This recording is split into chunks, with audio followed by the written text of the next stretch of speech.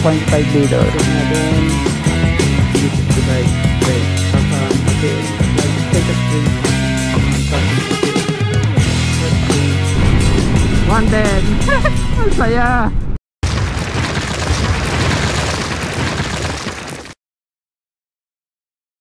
Yan, alright mga pingo, mag-start muna tayo. Testing muna natin yung motor natin kung one click. Nagka-problema ito, nag-error 12 to nung nakaraan. May hinada ako sa fuel filter lang kasi nagpagpagas ako sa Pinogay sa hindi kilalang gas station. Malamang madumi.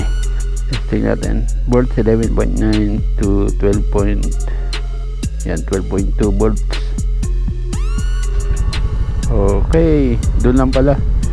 Fuel filter lang, nabarahan lang.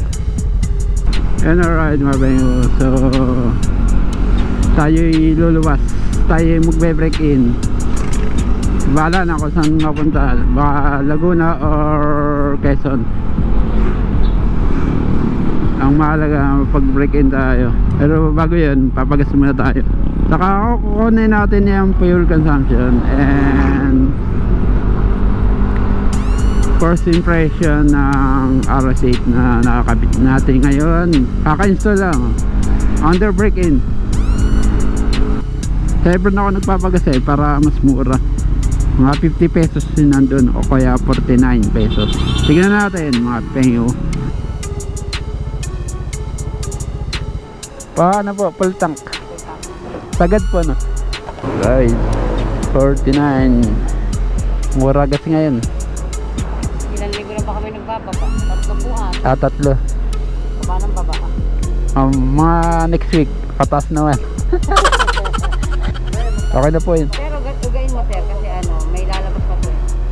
224 pesos saka 4.5 liters. Yan, reset natin tape meter para makuha natin yung fuel consumption. FBI kasi tayo. Tapos itong fuel consumption average reset natin. Dito tayo magte-test. 1, 2, 3, go.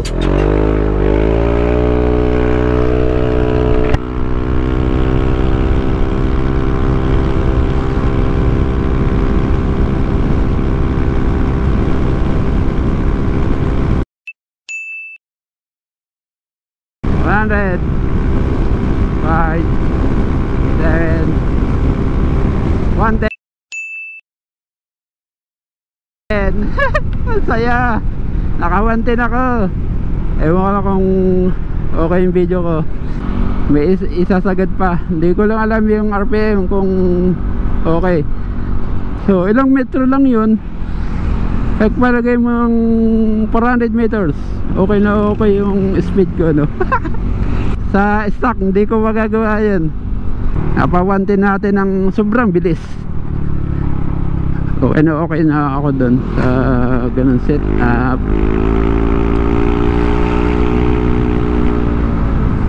Sa pag-testing nito, pag 0 to 100, ang gusto ko yung maikli lang, short distance. Yun ang masasabi mong overtake talaga sa mga scooter. Pag naka 300 or 400 meters ka sa 100 kp, ano yan, sulit na yan. Pagpalagay mong 14 seconds or 11 seconds, panalo yun. Pag napa 11 seconds mo yan, ang bilis ng arangkada mo. Yan, alright mga pengas. Binuksan ko na yung camera ko para matesting natin yung paakyat na kalsada kung anong performance. Ano lang, first impression na saglit lang muna, tapos mamaya uli. Tapos mga penyo, ibigay ko sa inyo pag stock na top speed or max speed, maabot lang ng 113 to 115. Swerte na yung maka 117, 119 kph kapag stock ang CVT mo. Ito lang nakuha ko kasi put na yung ano ko, fan belt. Tapos hindi na maganda yung pulley ko, stock pulley. Meron ng kanal. Pag may kanal na, hindi nasasagad yan. sa gilid kasi 20,000 kilometer na yata yan. Pero pwede pang gamitin pag ang speed mo 80 to 100 lang. Pag lumampas ng 100 medyo mahirap ng umakyat mga pag max speed. Ito naman yung setting ko. May video ako ng settings ko na hindi ko pa kinakabit. Yan, ito yung isa-set natin. Yan, RS8 Tarag seat set. At merong recommendation dito mga pengo.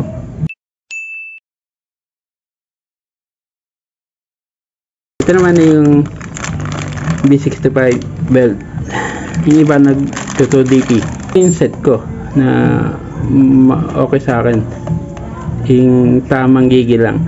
1000 RPM na center spring, 1000 RPM na cross spring, tas maraming bola. Mamimili ako. Tapos RS8 na conical locking nut. Di ba kanina na pag testing tayo ng 0 to 100, so lalagyan natin ng speed para makuha natin ang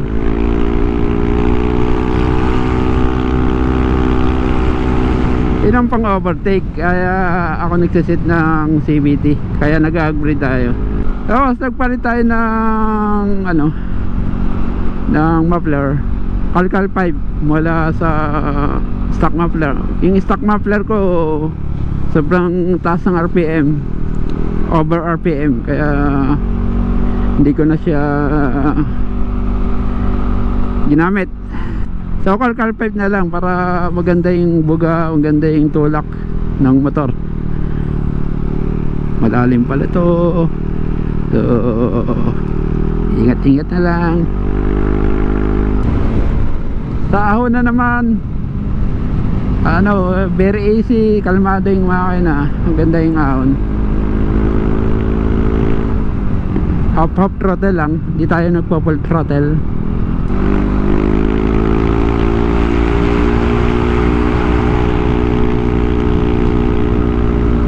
Saglitan lang yung overtake, yun ang gusto ko. Ang sakto sa akin yung kombinasyon ng bola. Yun ang problema, magmaga ng bola, medyo ma-vibrate.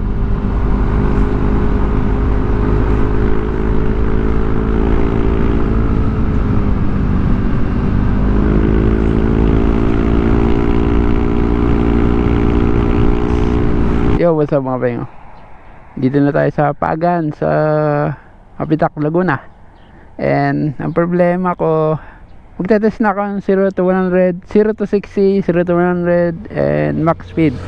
Para sa akin, low distance, maka 100, approve sa akin.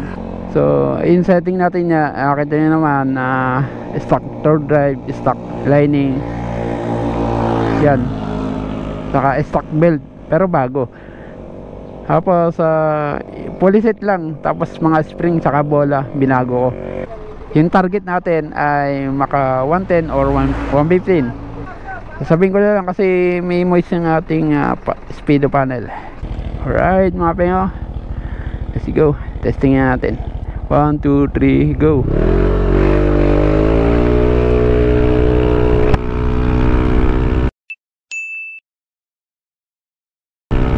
$60.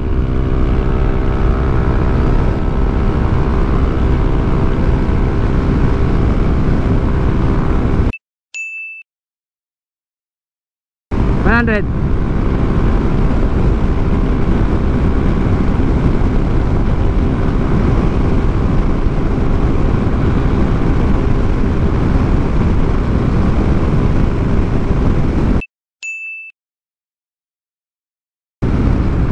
$114. Kulang. Isa lang. Parang stock lang.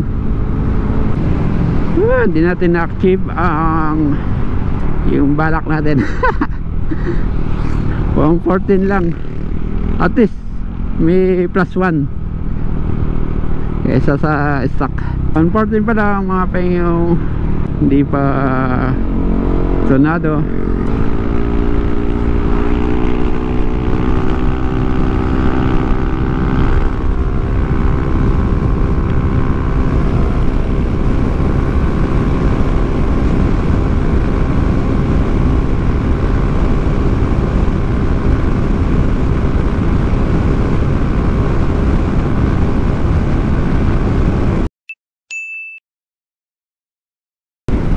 Yun, 115. Walang sa kalsada. So, under brake in pa, hindi palapat yung fan belt natin. Hindi pa tayo makaka top speed ng maganda. So brake in muna tayo. Tapos ang maintain speed natin 80 to 100. Pangwalwalan ng set natin. Tingnan natin yung fuel consumption. At least naka 115 tayo. So yung goal natin approve. Dumudulo. Kulang na lang sa kalsada. Napakaikli ng kalsada mga penyo. Saka hindi siya patag.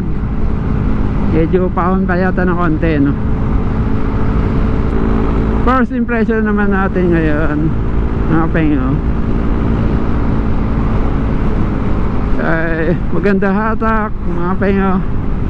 Pag naka RSA tag seat, tapos 66 grams total ng bola natin, and 1,000 center spring saka clutch spring.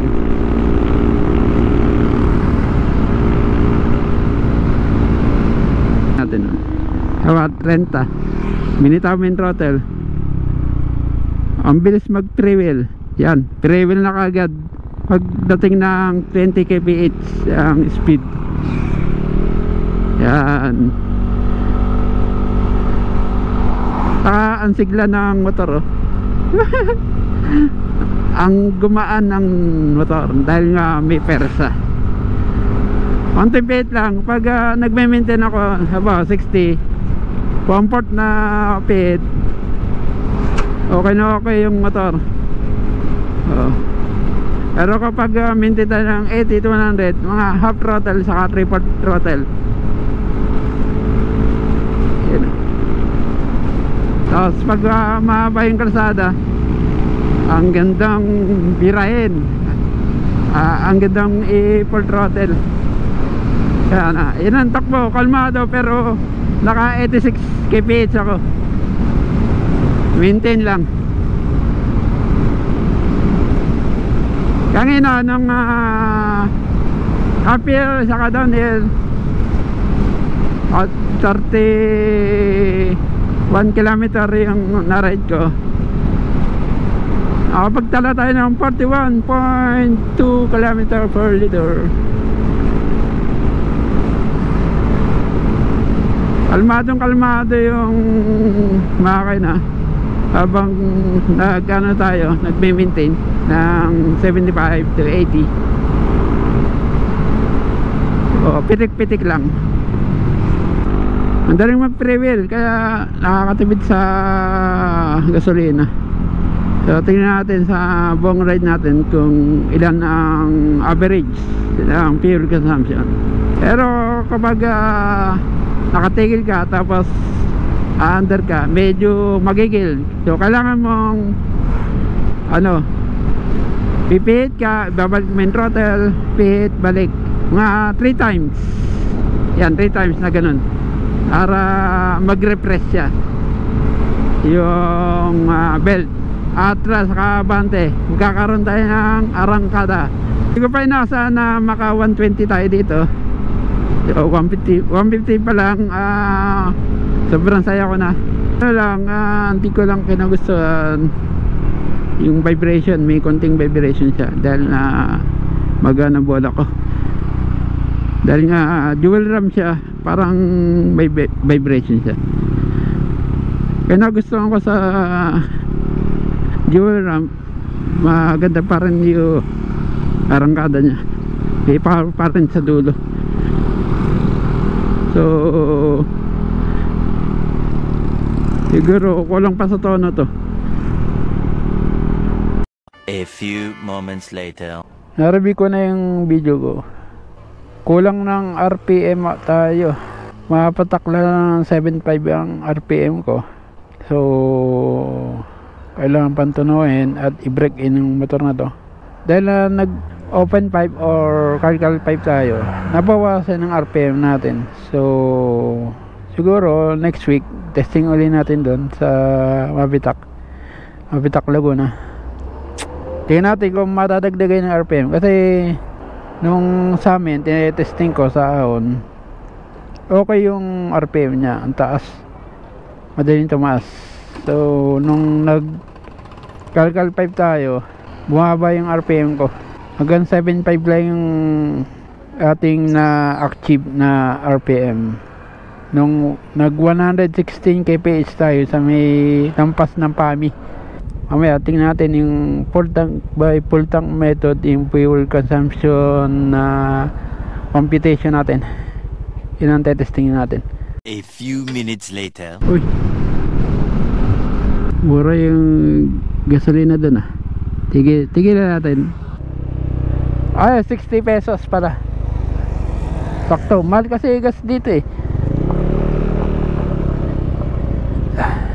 60 pesos ang premium dito. Pagas tayo ngayon. Pwede ba na gantaas? Kaya lang 1 bar na lang eh. Patay buhay. Sabi mo eh, sabi mo patay yun. Gano'n, buhay naman eh. Magkano? Hindi po ba binaba dito? Sa PAMI lang po. Sa may... Dito lang. Hindi naman. May kanal yata kayo no? Ay kanal. Ayos yan. Para malinis. 232. Tapos tama, 3.803 liters. Yo, what's up mga pengo? Bandang Sinuluan, Laguna tayo. Malapit sa PAMI. Dito tayo sa Federal Gas Station. And mura yung gasolina eh. Yung premium 60 pesos lang. Bali 61 pesos. Unleaded 59. Nung pagkalis ko full tank, tapos ngayon full tank ulit, kukunin natin ng fuel consumption na full tank to full tank method. Kangin na yata nakapag-gas ako 223 pesos yata yun, yung Chevron. Mas mura yung gasolina dun. Tapos 4.6 liters yun. Tapos ngayon ay nakapagkarga tayo ng 3.8 liters. So pwede pang iakit to hanggang Rizal. Yung sagad to sagad. So ako kasi hindi ako nagsasagad. Pag 1 bar, pagas na. Na-ride natin ay 157.3. I-divide natin sa kung ilang litro yung ating nakonsumo ngayon sa full tank. 3.803 liters. So equals to 41.36 kilometer per liter. Merong hataw, merong full throttle.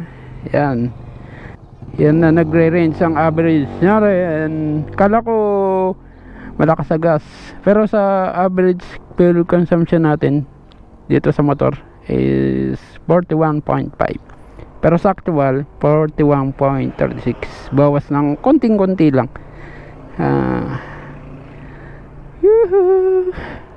Tipid sa gas, tangina.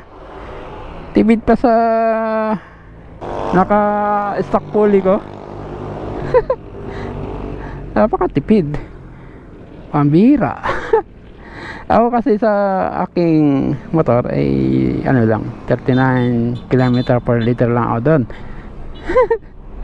Ayun, nung nag-CVT ako, mas tumipid pa pala. Alright, mapinga. 1, 2, 3, go.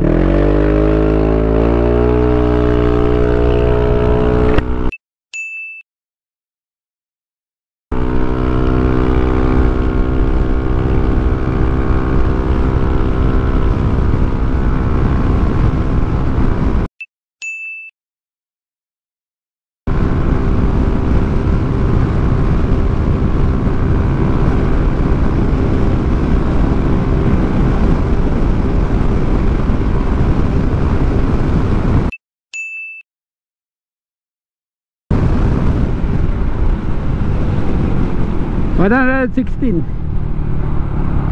Okay na. Tama na yun. Ayan, alright. So tapos na ating gala-gala at nag-break in lang tayo at test ang CVT natin. speed, tapos 0 to 100, and fuel consumption. Sa 0 to 100, palagay ko nasa 13 to 15 seconds wala starting.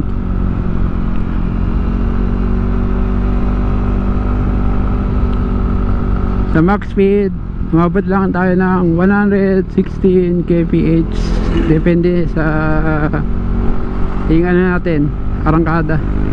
Okay naman yung arangkada ko, sakto na sa akin yung 1000 rpm. Gusto goods.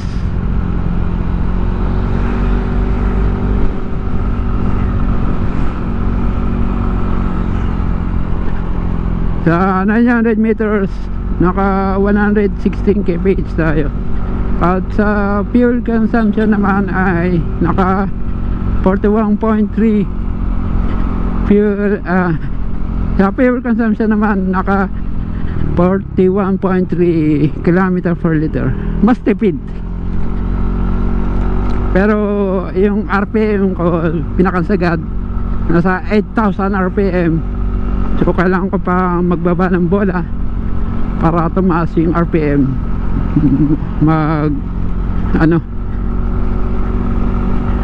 gumigil yung ating motor. So okay naman sa akin, kaya lang ayoko mag stock 5 kasi ang timing. Tangina, hindi ako mabot ng 114, hirap pa. Siguro na break in na ng konti yung ating mga belt, saka springs, clutch, saka center springs. Ano na siya, lumalapat na. Siguro tataas pa to pag na break in. Okay naman sa akin yung RPM nito, yung gigil, tapos yung lakas, yung power. Sa mid range kinukulang lang ako sa rektahan. So hindi pa naman ako tapos sa mga pesa. Sinubukan ko muna yung stock, yung torque drive stock, yung clutch assembly. Hindi ba ko lang yung springs, clutch saka center springs 1,000 para hindi masyadong gigil. Pag matigas ang center spring, mas maganda sa arangkada. Kaya lang walang dulo. Pang touring, okay na itong set na to. Siyempre kailangan natin ng medyo matastas ng speed. So yung fuel consumption pa rin, sakto pa rin. At katulad dati na gamit ko, sanay na sanay ako, mas matipid pa nga So magbabago pa tayo ng bola ayon sa ating gamit na muffler. Yan, alright mga pengo, ilang topic for today. Na-active na natin yung goal natin ngayon na 115 kph na expected ko sa setup natin ngayon. RS8 Taragseed budget meal.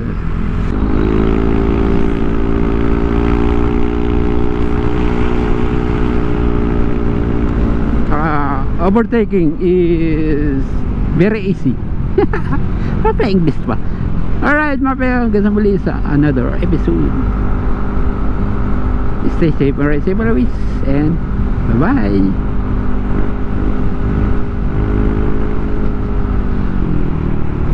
Ang ganda ng balik ng torque drive ko. Pag binitawan mo, nag-close ka ng konti ng throttle, makakad kagad or nagko-close kagad din torque drive para may arangkada. Yan ang technique.